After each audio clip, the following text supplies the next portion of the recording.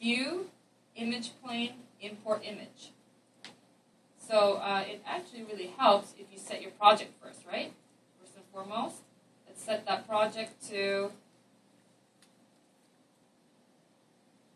storage, right? Okay. Now you can copy this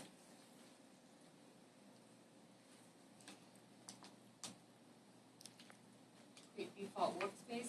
You can copy this these images into your own folder first. Create a new folder if you want. Okay.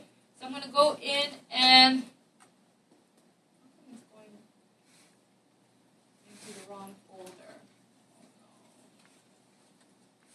I set my project right now, right? Yes. Did you guys see me do it?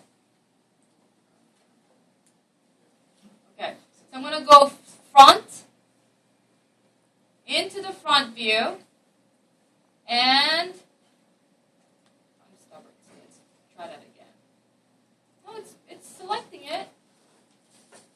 Maybe this view import image is stupid. Okay, we'll just conclude at that because textures will be red. That's okay.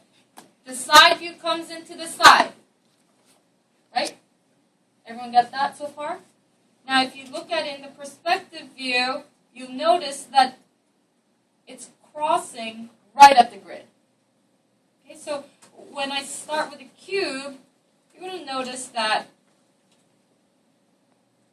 what's the problem?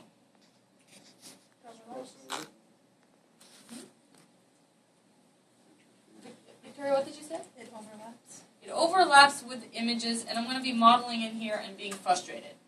Okay, so the first thing I have to do is to move these images out of the center. Move it back in space. Okay?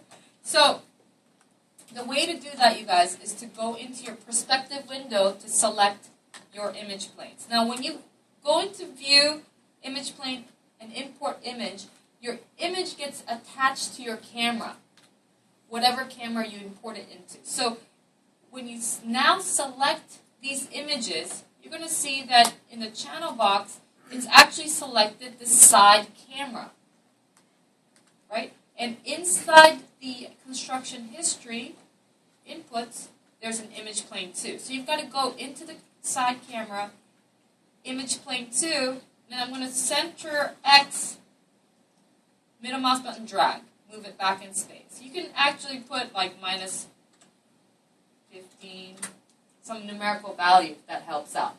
Okay? The reason why I'm selecting it in the perspective view is because it won't allow me to select what's attached to itself in the other panels. Okay, so you've got to select it in the perspective view. I'll show you what I mean. So if I want the front and back, notice that if I'm in here, in the front and back view, no matter how much I try to select it, it will not select because it's attached to itself. Okay, so make sure you do it by selecting in the perspective. Also, clicking on it works, but I always like to kind of draw a marquee square around it. Okay, so then I'm going to go into image plane 1 in here, and I'm going to move it back into Z. How do I know which to move back? Because I look at this little icon here, and it looks like it's going to go back in Z space. Middle mouse button drag, right? Minus 15. Any questions so far? Awesome. Okay, so it's back in space, and it's a beautiful square. The first thing I'm going to do is, with this square, cube, I'm going to go into my inputs, and I'm going to go into my subdiv width and height and depth, and just give it a 2 right now. And that's where I'm starting with this particular setup.